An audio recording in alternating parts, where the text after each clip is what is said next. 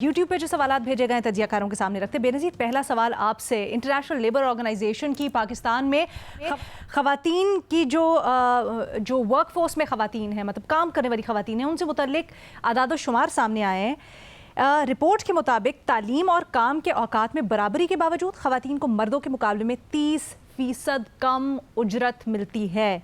इस तफरीक में बेहतरी कैसे लाई जा सकती है आपके मुताबिक? अलीना, वैसे ये कितनी ट्रबलिंग और कंसर्निंग रिपोर्ट है और बड़ी तफसील से इन्होंने 3-4 सालों का डेटा लेके ये रिपोर्ट कंपाइल की है कि 25 से 30% कम ख़वातीन जो हैं वो मर्दों से कमाती हैं उसी जॉब के लिए, वही काम कर रही होती हैं। और कुछ ऐसे सेक्टर्स हैं जहाँ पे ख़वातीन जो होती हैं उनकी एजुकेशन भी ज़्यादा होती है लेकिन फिर भी उनको तनख्वाह मर्दों से कम मिल रही होती है। अब ये कितनी बड़ी नाइंसाफ़ी है।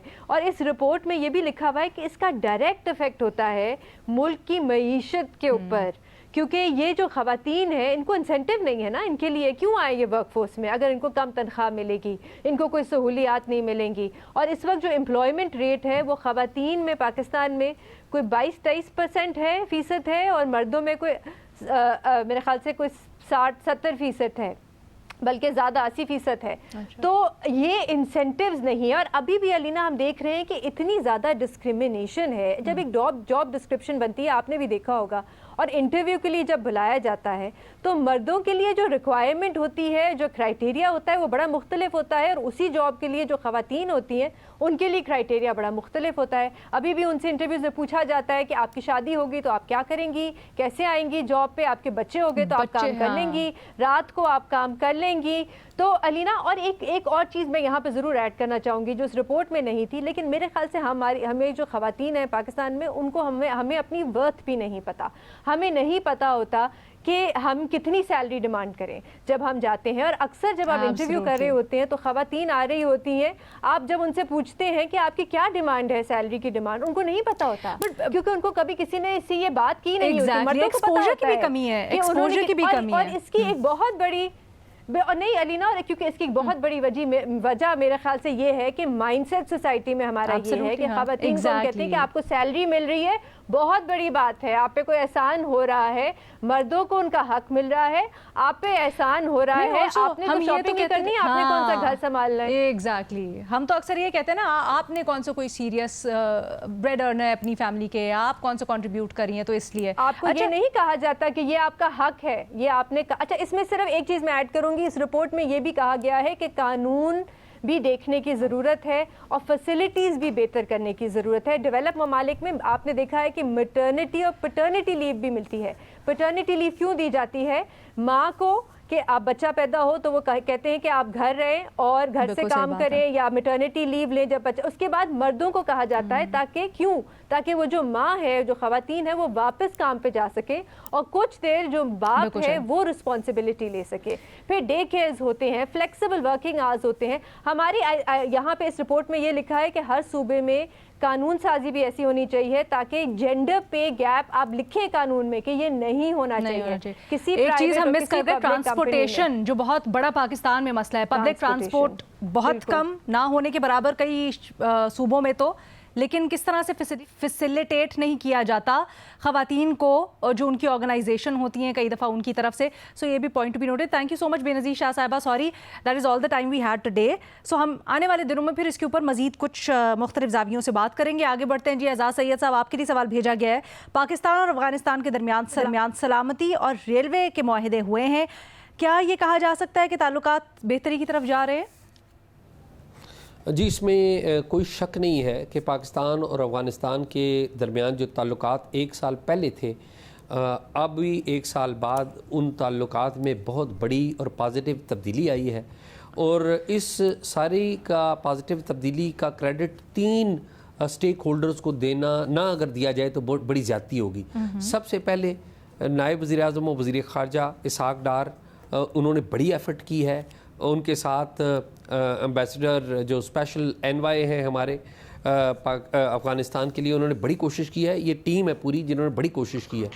लेकिन 21 मई 2025 को बीजिंग में जो चीनी वज़ीर ख़ारजा वांग यी ने मुलाकात कराई थी پاکستان کے وزیر خارجہ کی افغانستان کے وزیر خارجہ سے اگر اس کا نام نہ لیا جائے تو یہ بھی بہت بڑی زیادتی ہوگی.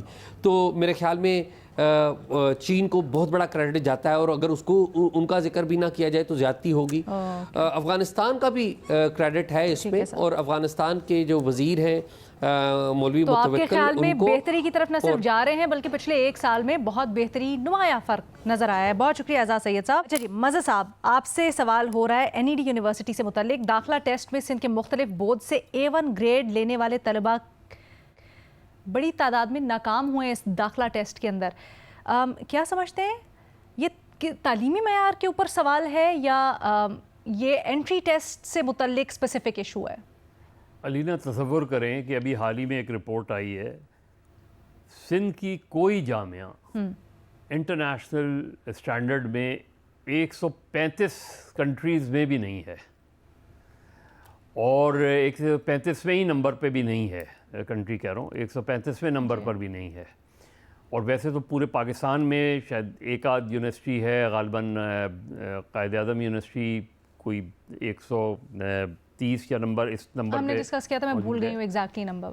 تو اس سے ہم اندازہ کر سکتے ہیں کہ پاکستان میں اور بالخصوص سندھ میں ایجوکیشن کا کیا معیار ہے. یہاں جو مسئلہ ہے, یہاں کیا مسئلہ ہو سکتا ہے, پاسبل کیا مسئلہ ہو سکتا ہے.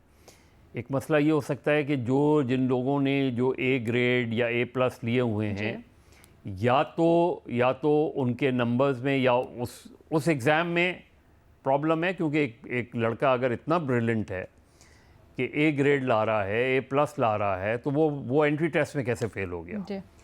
یا ادھر پرابلم ہے یا ادھر پرابلم ہے. زیادہ امکان اس چیز کا ہے کہ ادھر پرابلم ہے, اور اس کو جہاں گریڈ مل رہا ہے اس کو A+ یعنی بورڈز میں پرابلم, حیدرآباد اور لاڑکانہ بورڈ ہو, اس میں کیونکہ اس چیز کا کوئی نہ کوئی طریقہ دیکھنا پڑے گا کہ ایک اتنا بریلنٹ لڑکا, میں اس کے گریڈ وائز بات کر رہا ہوں, کیا اس کو انٹری ٹیسٹ میں جو ہے وہ بالکل ناکام ہو جائے, فیل ہو جائے, سر آپ بڑا اچھا سوال اٹھا رہے ہیں, بٹ میں نے خود یونیورسٹیز کے انٹری ٹیسٹ دیے تو میں ایک مختلف زاویہ اس میں پیش کرنا چاہتی ہوں. کئی دفعہ یہ ہوتا ہے کہ جو ہمارے بورڈز ہیں ان کا کریکولم بالکل ایک مختلف رٹا سسٹم کے اوپر چل رہا ہوتا ہے, اور ابھی تک بڑا دقیانوسی نظام ہے. جو یہ ٹیسٹ ہوتے ہیں یونیورسٹیز کے, اور خاص کر جو اب انٹرنیشنل اسٹینڈرڈز کے مطابق ٹیسٹ لیتے ہیں, جیسے سیٹ ہو گیا یا مختلف ٹیسٹ جو گیٹ وغیرہ کے ہوتے ہیں, یہ انٹرنیشنل اسٹینڈرڈز, اس میں کمپریہنشن آپ کی بڑی زیادہ استعمال ہوتی ہے. تو کئی دفعہ وہ رٹا سسٹم سے آپ یہ جو کمپریہنسو سٹائل ہوتا ہے اس کے اوپر کنورٹ نہیں کر پاتے, اور ہماری مینٹل کیپیسٹی نہیں ہوتی اتنی کہ ہم کر پائیں. سو یہ ہمیں اپنے کریکولم کو بھی دیکھنا بڑا ضروری ہے. Sorry sir, I have to move on because ہمارے پاس ٹائم ختم ہو گیا, بٹ میرے سامنے بڑا اچھا سوال اٹھایا ہے. لیٹس لک ایٹ اٹ آنے والے دنوں میں بھی. بھٹی صاحب آپ سے سوال ہو رہا ہے. اعظم نذیر تارڑ صاحب کہتے ہیں یورپ میں سزائے موت نہیں لیکن جرائم کم ہیں, جبکہ پاکستان میں سزائے موت کے باوجود جرائم بڑھ رہے ہیں. کیا اصل مسئلہ سزا ہے یا قانون پر عمل درآمد نہ ہونا؟ واہ میرے بھائی اعظم نذیر تارڑ صاحب, یورپ کی مثالیں دیتے ہیں آپ, دل جلانے کی باتیں کرتے ہیں. کہاں یورپ, کہاں ہم.